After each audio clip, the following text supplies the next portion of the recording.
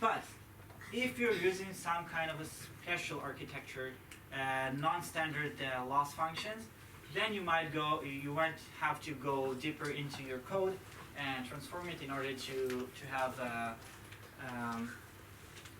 because you might like experience vanishing gradients or exploding gradients or something like that. So it's kind of important to know what's running in the background when you're activating mixed precision training. So this is a short experiment of what I did with GAN training. It's all in the blog post that we do it published. We used the quick draw dataset. If you kind of know this dataset, Google asked people to draw sketches of bees and over 1,000 different articles. All of these were collected to like 32 by 32 or 64 by 64 pixel images. Not sure about the number, perhaps even larger. So we tested these with two GPUs that do support the Tensor Core technology. It's called the Volt architecture. And one GPU that does not support the Volt architecture. We wanted to see if mixed precision would affect in any way a GPU that does not have a Volt architecture. The obvious answer was no, but we just wanted to make sure what it does to the training. As mentioned, the data set was 10 classes from the 10 classes of more than 100K images. We use an AC GAN, auxiliary classifier GAN.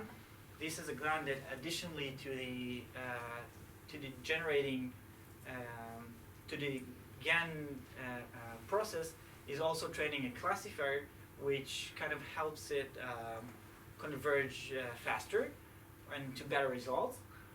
Not the cutting edge results in GAN, but fairly easy to train.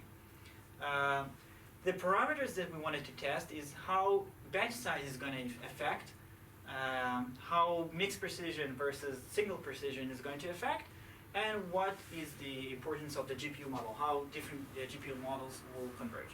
All of this was done on Google Cloud using Google Cloud used to be deep learning VMs, now it's AI notebooks.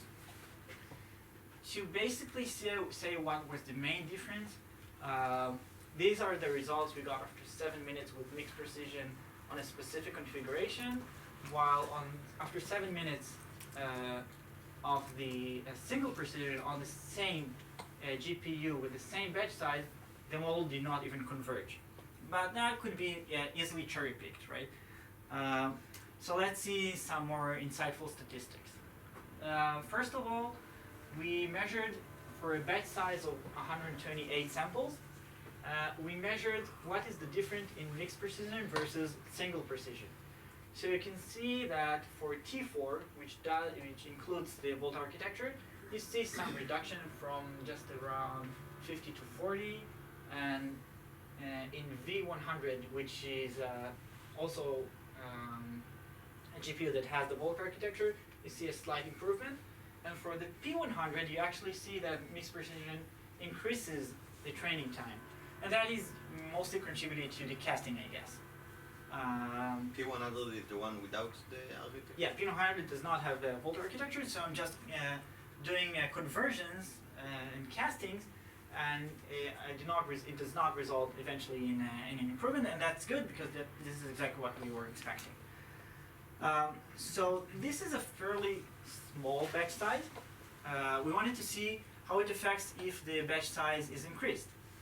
So what you can see is obviously the total time is increased because we are going through many more samples, but the difference between doing mixed precision and single precision is significantly higher. Significantly reduced here from almost 700 milliseconds per batch to just over 400. And that is pretty impressive. Here you can see that for P100 you don't see a lot of difference, and for V100 you also see a very significant difference. The next thing that we wanted to check is the effect of the batch size on the overall training. And this was all mixed precision.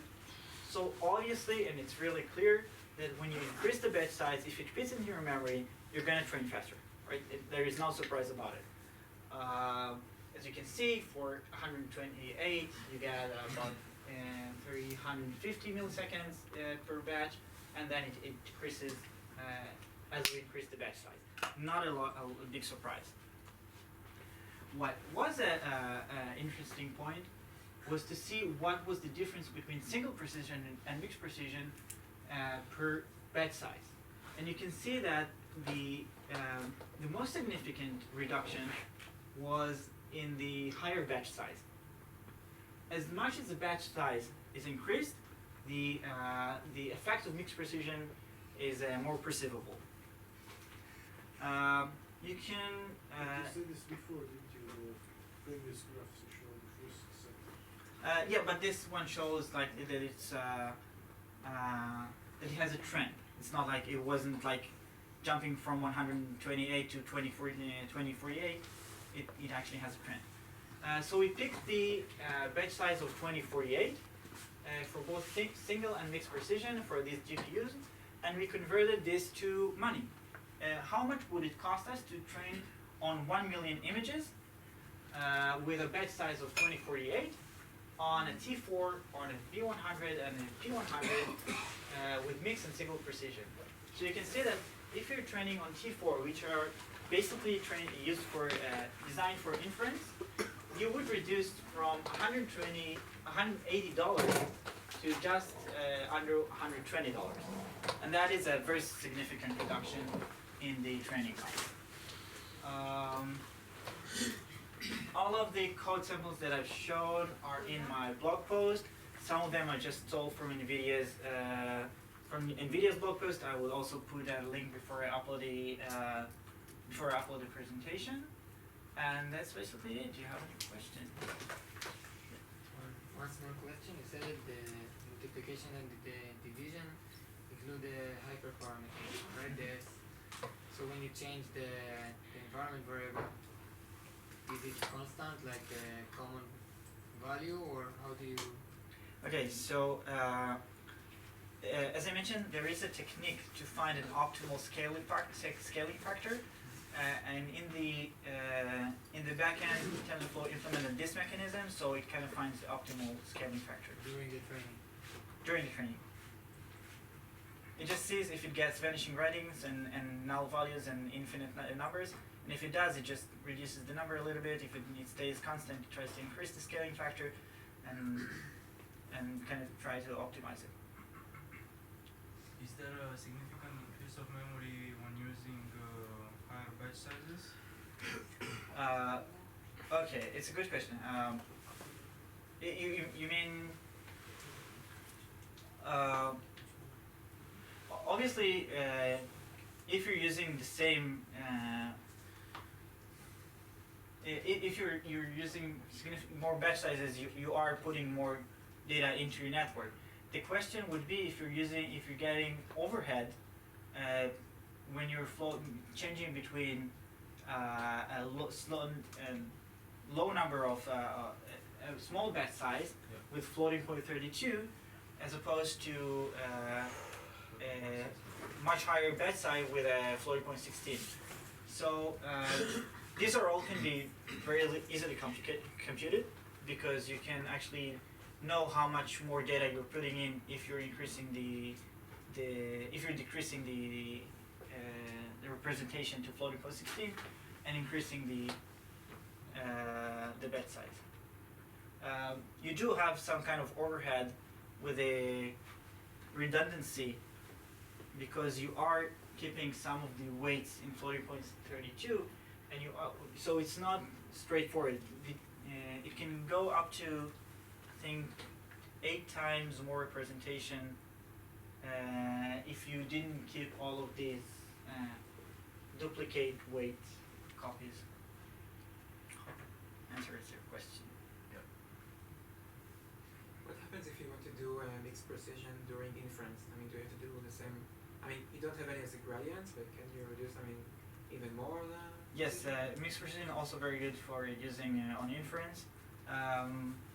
For this, you only have to cast the variables and then just do the forward propagation because you don't compute gradients. Alright, but I mean, can reduce the weights even more? I mean, part of what you said is that part of the problem during training is that when you update the weights, right? Mm-hmm. So during inference, can you maybe use floating point 8 or can you reduce it more? Oh, you said, yeah. So this is like, first of all, you don't have, the main advantage of using floating point 16 is that Support. you have a register that supports floating point 16. Why did NVIDIA didn't go to floating point 8?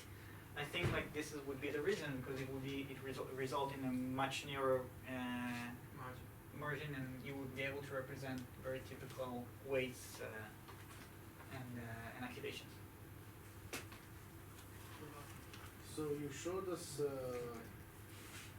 the code for a simple calculation, but I guess for GAN you would have two different setups, one for the generator and one for the...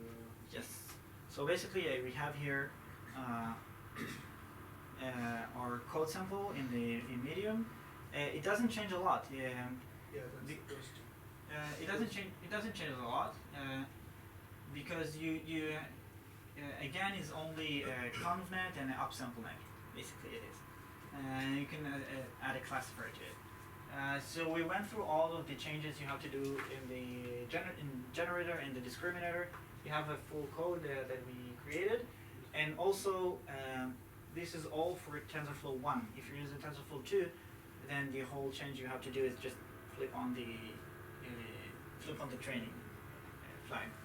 Have you tried it on Google's Tensor? TPU. Yeah, the TPU. Okay, TPUs are more interesting. I didn't mention TPUs. They're a very strong competition to Tensor Cores. They show very, very similar results. For some use cases, TPUs are much better. For some use cases, NVIDIA is doing better.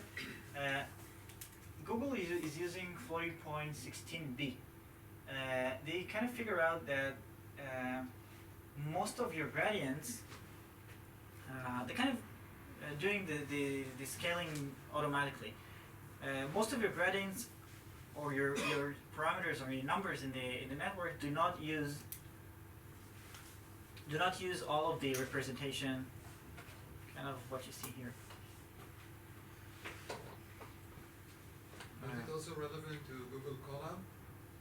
Yeah, in Google Colab you can get a TPU, and TPUs kind of solve automatically the problem of this representation because they reduce, they give less spots for the, אני לא בטוח איך אומרים את זה, כאילו,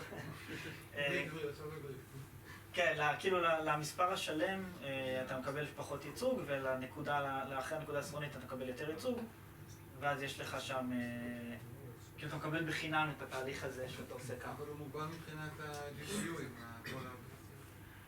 הקולאב הוא הדרך החינמית לקבל TPU, אתה יכול... יש לך איזשהו limitation מבחינת מה שאתה יכול לדרוש שם. So the question is if Colab, if TPUs are limited. So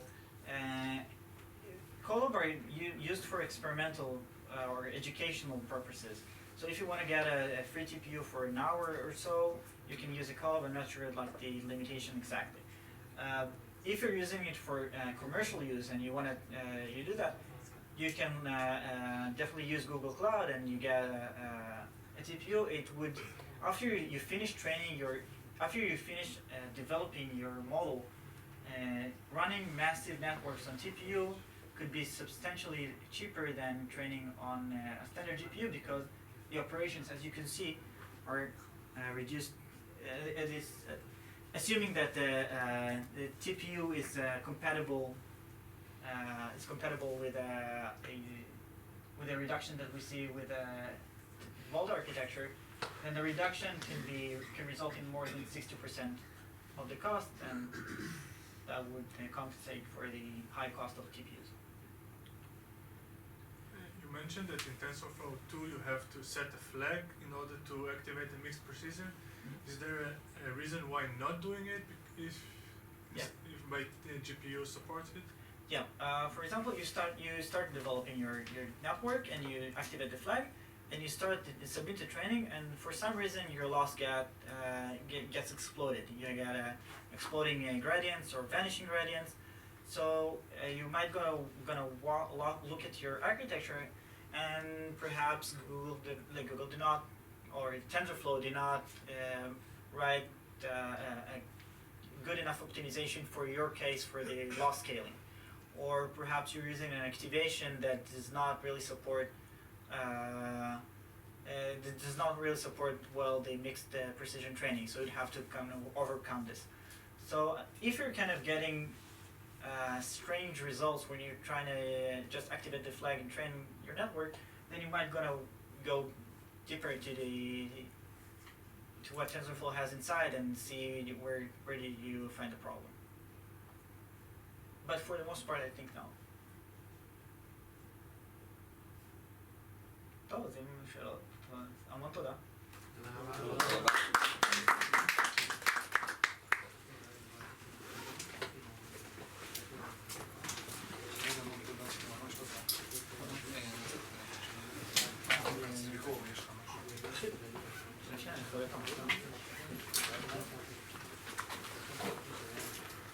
Oof.